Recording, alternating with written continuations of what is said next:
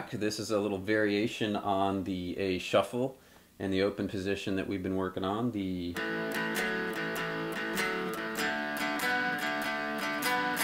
On that little ditty there. So the way that this works is we actually incorporate a bass line into the power chords because we have a nice open A power chord here.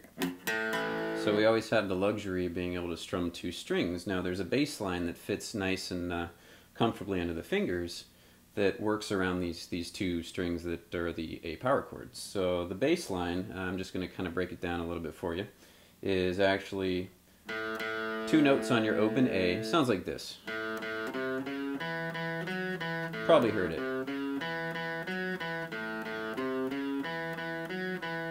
Very traditional blues style bass line, or vintage rock style bass line, however you want to look at it.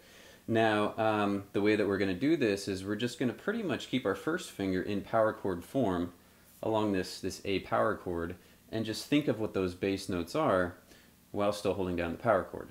So it starts, and make sure to follow along with your documents here, is you're going to strum the power chord twice. And I like to have a closed grip with my thumb over the low E string as a mute, and that way you can strum and comfortably get just the power chord. Where these three are dead from the first finger, your thumb has the low string. So it's nice, comfortable, all-around mute. So you're going to do that twice. And then your middle finger comes over and needs to fret 3rd fret of the A string and not get in the way of the D string, so you should be getting this kind of funky sounding shape. So 3rd fret and still 2nd fret. So that note's the same. The first finger note retains over onto this shape as well. It should sound like that. We're just thinking of the melody while keeping the power chord on the bottom, so to speak. Then your 3rd finger comes up, raises the A string to the 4th fret, same note on the D string. So you should be getting that for the next bit. It's kind of tricky to mute everything. And then we go back to the power chord for 2 strums. And then we do a little thing, and basically the original idea from the first shuffle, where you're going to do power chord, 3rd finger extension on the D string, back to the power chord. So the whole shuffle riff sounds like.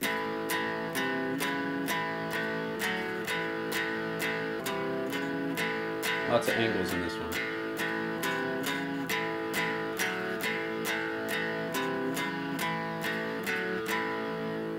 So that's the riff, and then the riff just transplants like, any blues riff. And we do it on the A for 4 passes, then we do it on the D chord, shifting up a string. And you're going to do it on the D chord for 2 times. So from the beginning it sounds like this.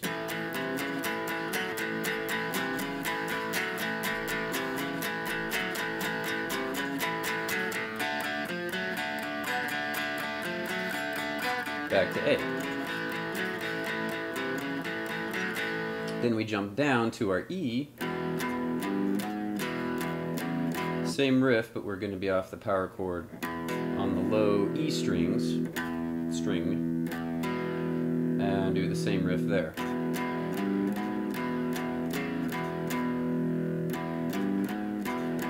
Sorry, brain fart. And do it 2 times there, just like the D.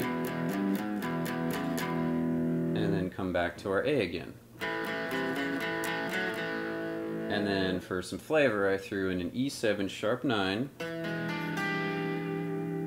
Hendrix chord at the end for the rhythmic turnaround, if you will.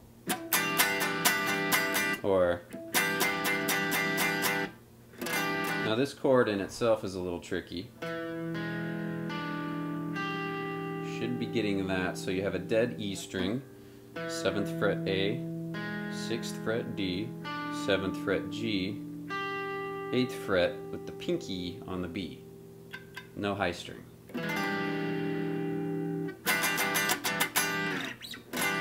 Nice chord. Hard to grab initially, but Once you get it, you'll never forget it. It's actually a pretty comfortable shape because there's no real big stretches for the hand. It's just kind of getting your fingers to get used to it. So whole riff sounds like this now. Oops. So whole riff sounds like this now.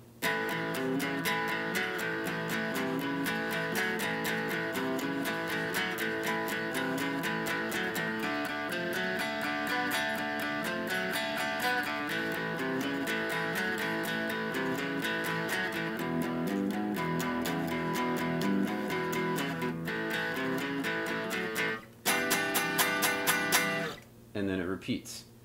So that is your A shuffle variation. This one is much harder than the original, just due to the angles, but obviously the reward is much greater. And it sounds a little bit less generic. It's pretty nice, and you can actually take these notes and flip them around or make your own variations.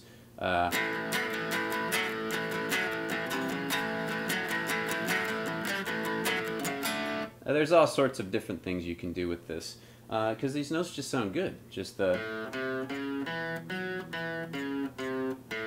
They're just great notes. It's just a nice, solid blues rock riff. So I hope you enjoyed this, and practice hard. Feel free to send your requests, and I'll see you guys soon. So take it easy.